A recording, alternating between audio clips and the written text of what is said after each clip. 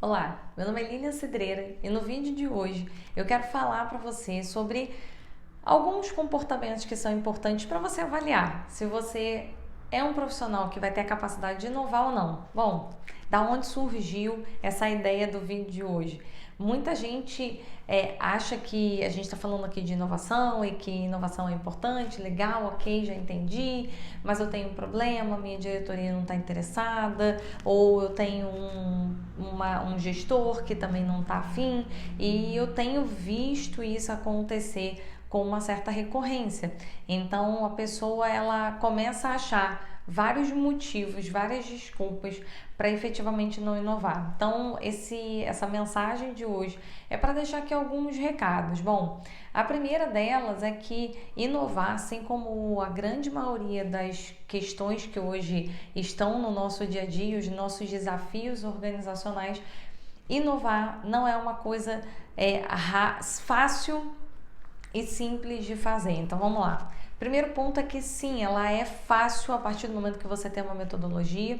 Eu já falei várias vezes isso aqui, então se você quiser, assista aos outros vídeos, porque nos outros vídeos eu explico que ele é fácil de conseguir, é fácil de você começar a inovar. Porém, não é simples.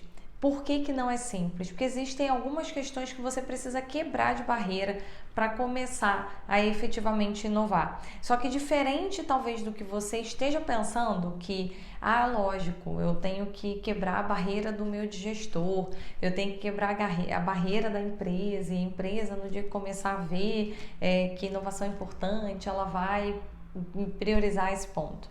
E o que eu quero falar para você é que, na verdade, a inovação ela tem muito mais a ver com uma atitude sua do que necessariamente com uma aprovação das pessoas. Como assim? Né? Talvez você esteja pensando assim, mas como assim, Lilian? Desde quando você tirou essa ideia? Bom, a questão é a seguinte, eu inovo desde 2013. Então isso é um fato. Desde 2013 foi quando eu comecei a receber feedbacks mais concretos de que eu era uma pessoa inovadora e criativa. Antes disso eu acho que eu já fazia, mas eu não recebia talvez esse feedback tão claro. Então vamos trazer aqui que 2013 foi quando eu comecei a efetivamente inovar e ser criativa. Primeiro ponto para contar para você é que eu não me achava uma pessoa criativa. Não me achava, esquece. Eu achava que eu não tinha essa criatividade. Aliás, eu acho que até hoje, de vez em quando, eu ainda falo isso. Eu não sou criativa. Eu não sou criativa para criar um nome. Eu não sou criativa para fazer não sei o quê. Eu brinco com outras pessoas que essas outras pessoas são criativas e não eu. Mas o fato é que em 2013, quando eu comecei a ouvir, e esses feedbacks eram muito constantes e vinha dos meus gestores, da minha equipe, depois eu recebi feedback de pessoas que conviviam comigo, eu parei para refletir por que essas pessoas achavam que eu era uma pessoa inovadora, quando na verdade eu achava que eu era só ok, fazia ali o que eu acreditava que era importante.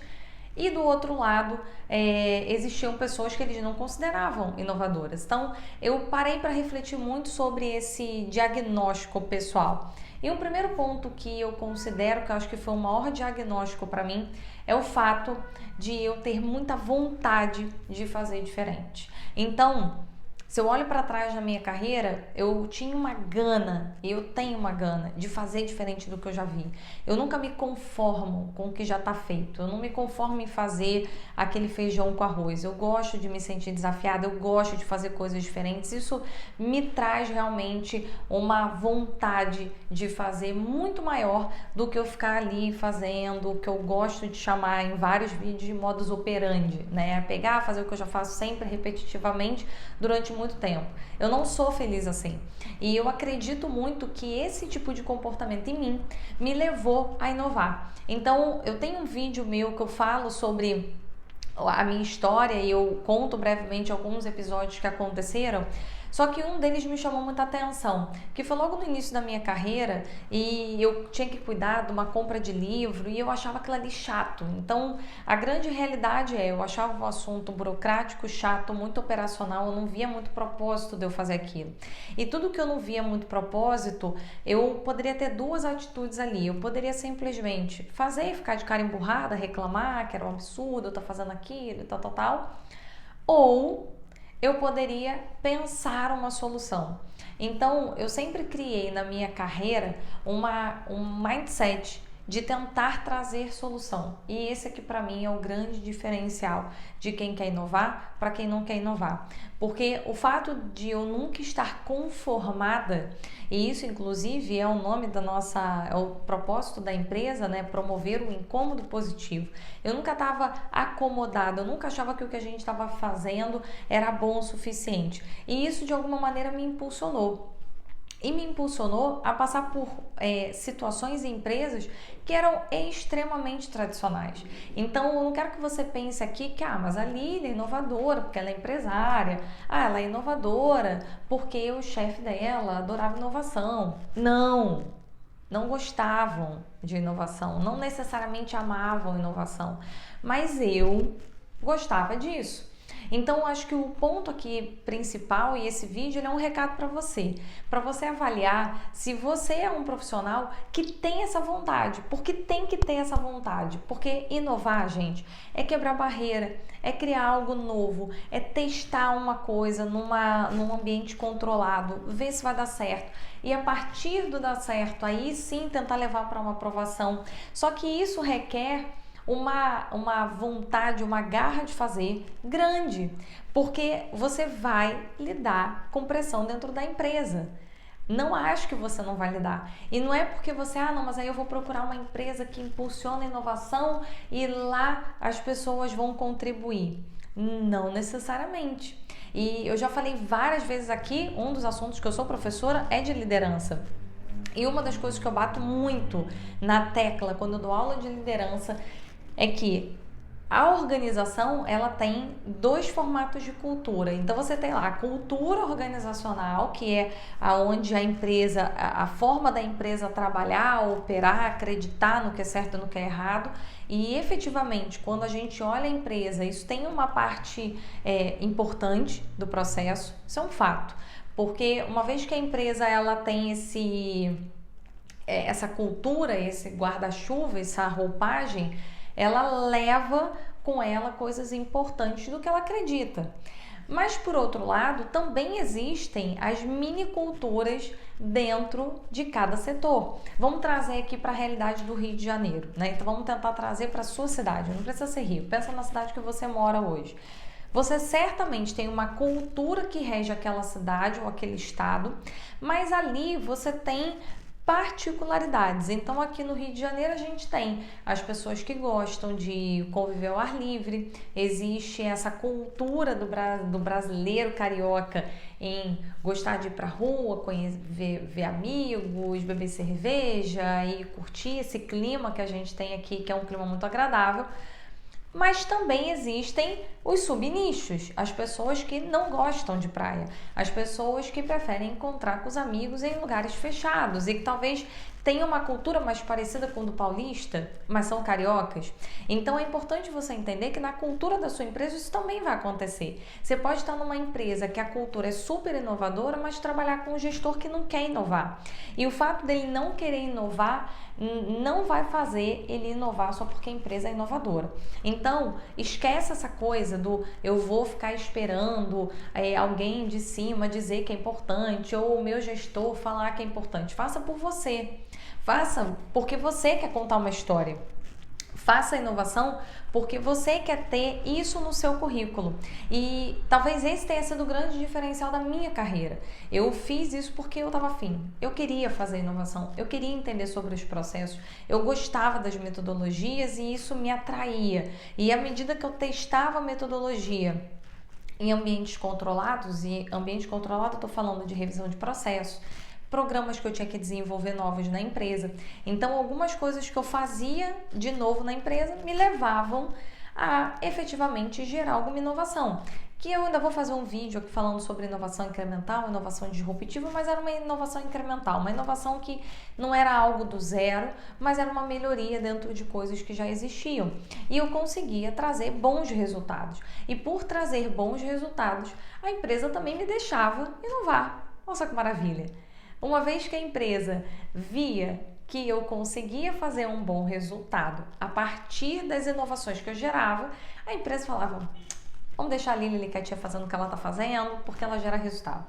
E o que era bom nisso tudo? Eu tinha uma história para contar. E quando eu fiz uma transição de carreira, quando eu saí do mundo corporativo e eu abri a minha própria empresa, eu tinha essas histórias para contar. Imagina você, eu não dava aula.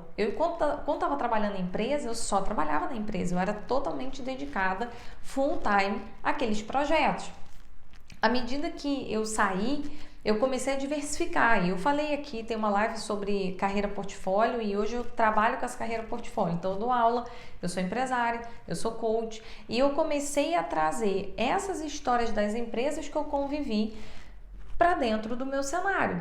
Então eu consegui trazer para um primeiro momento que eu precisava começar a dar aula, eu queria começar a dar aula, eu tinha esses exemplos da minha história. Então acho que o ponto principal aqui é você pensar, até que ponto você tem essa vontade genuína de fazer diferente de todo mundo. Se você tiver essa vontade genuína, então reflita bastante, porque a vontade genuína, ela dá trabalho. Ter vontade genuína é passar por cima de pessoas que acham que você não tem que fazer. É passar por cima de uma cultura que talvez seja mais desfavorecida em algo que você queira construir. Mas você, por querer muito, você vai começar a identificar brechas. E a partir do momento que você tem uma metodologia, que você é apoiado, é suportado por um processo que te ajuda a fazer isso, isso consequentemente se torna mais simples e você consegue gerar o resultado. Só que o ponto aqui é, sem a vontade, desculpa, você não vai conseguir inovar.